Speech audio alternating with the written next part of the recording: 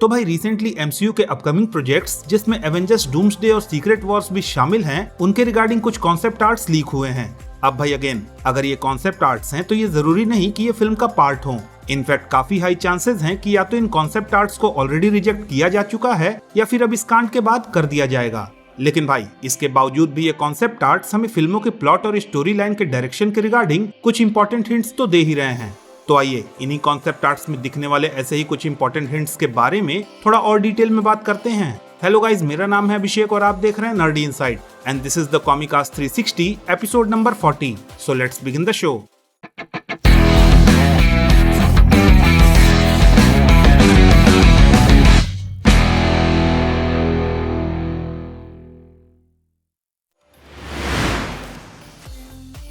अब भाई अगर सबसे पहले एवेंजर्स डूम्सडे और सीक्रेट वॉर्स के कॉन्सेप्ट आर्ट्स की बात करें तो यहाँ पे सबसे पहले हमें देखने को मिलता है डॉक्टर डूम, जो कि एक थ्रोन पे अपने सीक्रेट वॉर्स वाले अवतार गॉड एम्परर डूम के अंदाज में बैठा हुआ है, जहाँ पे हम उसे उसके भारी भरकम बॉडी आर्मर में देख सकते हैं, जो कि देखने में काफी हद तक उसके कॉमिक बुक वाले बॉडी आर्मर से मिलता जुलता है। हालांकि इस कॉन्सेप्ट आर्ट में हमें जो डॉक्टर डूम का 56 इंच का सीना देखने को मिल रहा है, वो अपने आरडीजे फिल्म में किस तरह से अचीव करते हैं वो देखना काफी ज्यादा दिलचस्प होगा।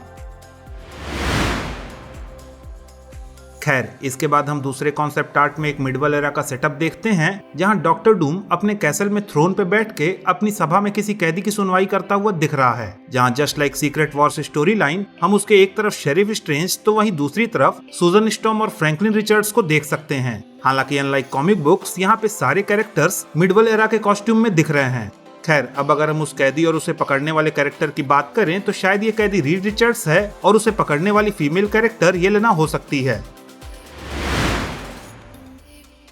अब भाई अगले कॉन्सेप्ट आर्ट में हमें एक विलेज ऑफ हल्क देखने को मिलता है, जहां पे हम प्रोफेसर हल्क, शी हल्क और सकार को एक साथ देख सकते हैं। साथ ही just like last concept art, यहाँ भी हमें पूरा सेटअप मिडवल एरा का ही दिख रहा है। हालांकि यहाँ पे हम गांव के बाहर एक बाउंड्री वॉल को नोटिस कर सकते हैं, जिसका रेफरेंस अगर हम सीक्रेट वॉर्स की स्टोरी लाइन में ढूंढें तो स्टोरी के अकॉर्डिंग ये वही बाउंड्री वॉल हो सकती है जिसे डॉक्टर डूम ने डेडलैंड्स को बाकी दुनिया से अलग करने के लिए बनाया था, जहाँ पे कॉमिक बुक्स में मार्वल के ज़ॉम्बी यूनिवर्स के ज़ॉम्बीज और एनाइलस की आर्मी एनाइलेशन वेव के मेंबर्स रहते हैं। साथ ही इसके अगले कॉन्सेप्ट आर्ट में हम स्टार लॉर्ड और वोंग को यंग एवेंजर्स या फिर चैंपियंस की टीम के साथ ड्रिंक्स को एंजॉय करते हुए देखते हैं, जहां पे हम एक्समैन के मेंबर डूप को भी देख सकते हैं, जो कि एक्समैन के ग्रुप में एक फोटोग्राफर की तरह काम करता है।